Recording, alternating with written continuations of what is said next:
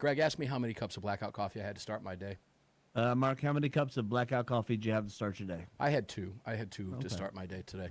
And Jared is shaking his head. Jared, welcome back in. I had to call Jared today and say, hey, what's the caffeine? Because the latest coffee I got, Jared, was called Strike Force. And that's from the monthly. I'm getting the flavor of the month, right? Correct. Yeah, we have the flavor of the month and the roaster's choice of the month. Yeah, and the flavor of the month this month was Strike Force, and it just said on there, it says highly caffeinated, and I found out today it was 200 milligrams of caffeine per cup, ladies and gentlemen. So if you get that stuff, you know what we do at the ranch over here, Jared? We take a scoop of that and add it in with some of the other coffee. If you want an extra jolt or something like that on a Monday morning, it works really well.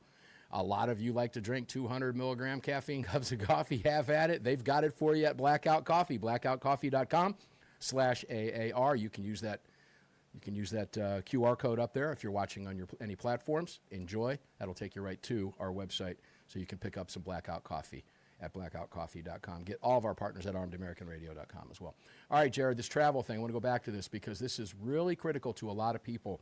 What most people don't understand is, and you bring up the most egregious abuse of this, okay? For example, I was taking a trip up to New Hampshire. I was considering driving for various reasons. Then, well, smarts got the best of me because I would have had firearms in the car. I was looking at driving through. Virginia would have been fairly safe at the time. But I was looking at driving through Maryland, New Jersey, okay, up through parts of the New York State Thruway, Connecticut, Massachusetts. It's a mess. It's gun-hating territory up there.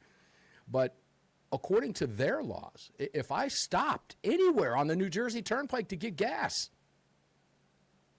I could literally go to jail if I had an issue with the car, something broke down, law enforcement approached me even to help me out. Do I have any guns in the vehicle? I have Georgia tags. It's got a pro Second Amendment license plate on it, and it had an AAR logo on the side that said Armed American Radio. No, officer, there's no guns in the car. Of course I'm lying to you. Yes, there's guns in the car. Clap. Okay? We just don't talk about this enough. And you mentioned diverted flights. People find themselves, whether it's weather, whether it's a problem with their aircraft, whatever it may be. If it sets down in Jersey, if it sets down in New York, and you've got to check a bag and come back in the next day, folks, try to check that firearm in, which you lawfully checked in, and which you can lawfully own where you're going, and they don't like it. What happened, Jared? It was a nightmare. We probably don't even know the number of people who have been in the slammer because of that. Yeah, it's unfortunately it happens more often than it should because it is unconstitutional. But one thing, so the FOPA, Firearms Owners Protection Act, generally, if, like you said, if you were legal where you are and you're legal where you were going, as long as you didn't have any planned stops in communist land, you were good to go. But what the ATF said in this new rule is, and I want to look at my notes because I want to stay accurate, this also includes stopping for food, which would be a planned stop. Also fueling your vehicle, staying overnight in a hotel, dealing with emergencies, and switching between vehicles and or flights. So if you're going to pick up or drop off a rental car, you're now covered under this new rule. And one thing that the states are going to hate is it also includes magazines, optics, lights, slings, and ammo. Mm-hmm. So we know that's going to be an issue with the Communist 9, but we'll see what happens as this rule makes its way through the system. If you guys and gals out there listening haven't made a comment yet and you have an opinion on this, jump on that comment period because that's what it's open for. Yeah, by all means do that. And let's talk about ammunition for a moment too. A lot of people in New Jersey, okay, Howell Point ammunition is unlawful for civilians in communist New Jersey, as you know. A lot of people have been eaten by that, okay?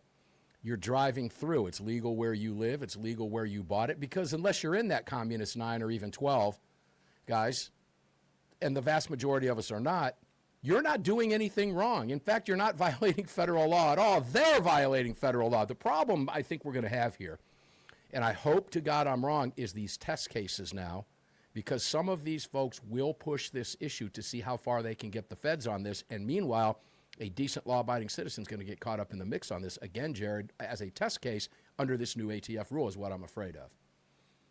Absolutely. You know what's going to happen. That's just how the communists work. Yeah. They're going to seize you, put you in a cage for exercising your right that the founders fought and died for, that the Constitution gives those police at the roadside no legal authority to take from you.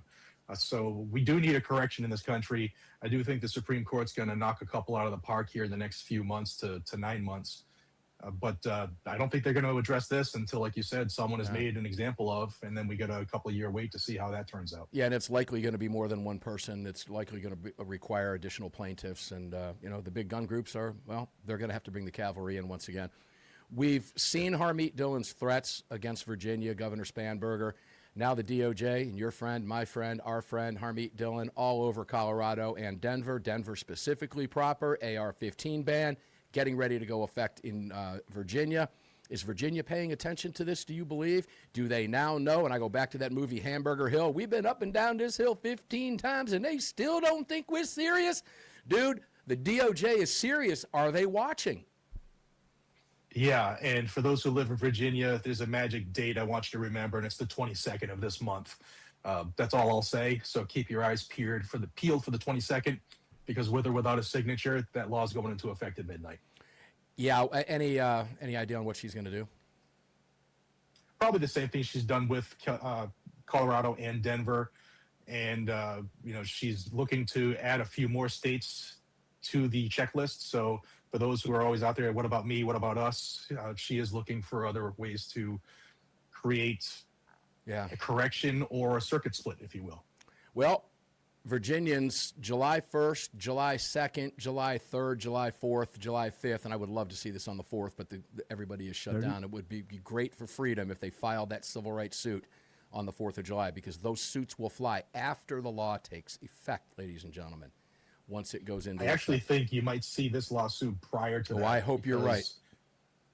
The 22nd is when, signature or not, it's going to end up going into an effect. So I think you're right. I would go for an injunction so that it doesn't have to worry about the first. You're right. It's the other laws that are taking effect on July 1, and we don't have time to go into all of them, but you're right, the 22nd. Yeah, so look at this, maybe a gift in Virginia for Memorial Day weekend. Hey, Jared Yanis, we love you, man. Guns and Gadgets at YouTube, ladies and gentlemen. Close to 1 million yet? 20. They don't like the channel, man. Okay, man. Well, we're going to help push it. Go over there and put yourself back on a subscriber list over there. Do mine while you're at it, too. We'll be back with Neil McKay right after this. Thanks, Jared. We love you.